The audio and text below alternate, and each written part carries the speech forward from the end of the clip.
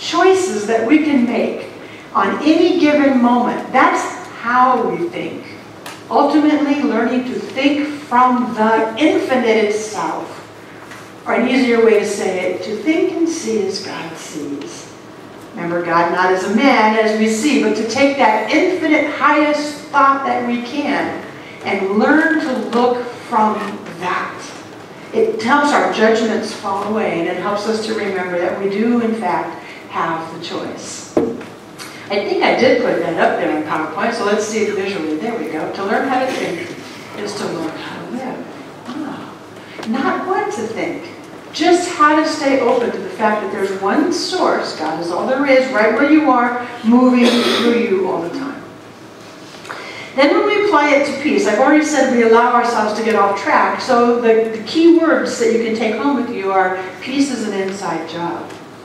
Because if what we're doing is looking out, and that was what I said was problem number one, is looking out there, then the other thing is to look within. The opposite is to look within. Peace is an inside job. If that's a high value to you, to feel peace in what you do and where you're going in life, it needs to start within.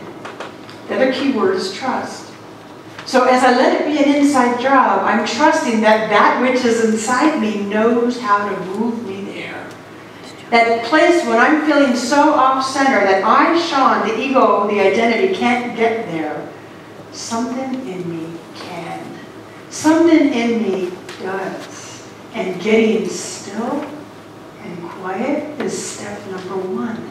To getting me, myself, I'll just claim it for me, into that place of I may not think I know what to do here. I may be feeling all riled up, but something in me knows how to return me to the peace. I also have a great deal of acceptance for my humanness, and I try to pass that along to you. I accept that I am going to get derailed from time to time. I accept that I'm going to get off balance. I'm going to get riled up, and I'm going to get unpeaceful from time to time. I accept that that's part of being a human being. The reason I accept it is because I've tried too long to resist it. I've tried too long to say, well, I'm a spiritual being, I should know better than to get riled up. All it does is make me feel bad about myself. All it does is make me beat myself up. I've gotten unpeaceful again, I should know better. It doesn't help anything. So I offer you, please accept that you're going to get off track. And then when you do get off track, the important thing to remember is that you can get back on track. Rather than being mad at yourself because you got off track, say, okay, I see, I got off track. I can come back. Ernest Holmes, he even says, get off your own back. He says it this way. He says, we may pass through good fortune and bad. I don't mean fortune like money. We may pass through easy times and hard times. But if we can come to the point where we are not disturbed by things, we have found the secret. He admits it right there. We're going to go through these things. But if we come to the point where we are not disturbed by things, we have found the secret. So rather than getting mad when you've done it, just get happy that you can get yourself back on track. For me, what it looks like is I accept this happened. I got derailed, I got off balance, this thing, I allowed it to throw me way into a tizzy. That's an acknowledgement, an acceptance. Okay, I'm not going to deny that. Right now, I stand in the place of choice. I stand in the place of power. I stand in the place where I can pray, I can get quiet, I can use affirmations, I can do whatever I want to do. I can just sit down and be quiet. So that I can move myself into the brand new experience. And I made a silly little hand drawing on the PowerPoint to show this. My silly little drawing, low tech. All right, acknowledge the occurrence, the issue, or the challenge. Acknowledge it. Burying your head in the sand is not what Ernest Holmes meant when he said turn away from the condition. He didn't say bury your head in the sand. We want to acknowledge whatever got us riled up. But the green one, the point of choice, it doesn't need to stay this way. I can have a new thought, I can have a new belief, I can use my affirmations, my prayer, the power of my imagination to see something better, my visualization. That's the place of quiet, that's the place place of turning within. That's the place of power. That's the place of choice. And then as we move forward, enjoying the new way, in gratitude. This is, for me, the visual of what I do for myself all the time. Acknowledge, choose, enjoy. Enjoy the new. It's a simple way of reminding myself that my thoughts and my choices are creating my experience. For me, this gives me a 1, 2, 3 wheel. Look at that. So this is what I mean by don't deny it, accept it. I see that that driver got me all riled up. I allowed myself to get there. All right, good, you see that? Let me get myself back on track as fast as I can. And you know what? I get myself back on track really fast. So even though I'm using that driving thing as an example, it doesn't last long at all. 10, 15 seconds. I've acknowledged, I've moved to this new place, and I move on with gratitude that I have a car to drive, or some such thing like that.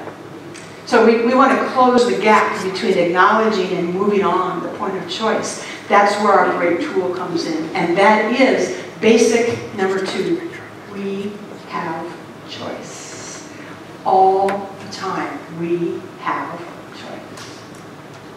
You may be asking, is it possible to be in an unpleasant situation, like stressful work environments, like family drama? Is it possible to be in those things that might provoke me to get off balance? Is it possible to be in that place with a peaceful heart? Yes, of course.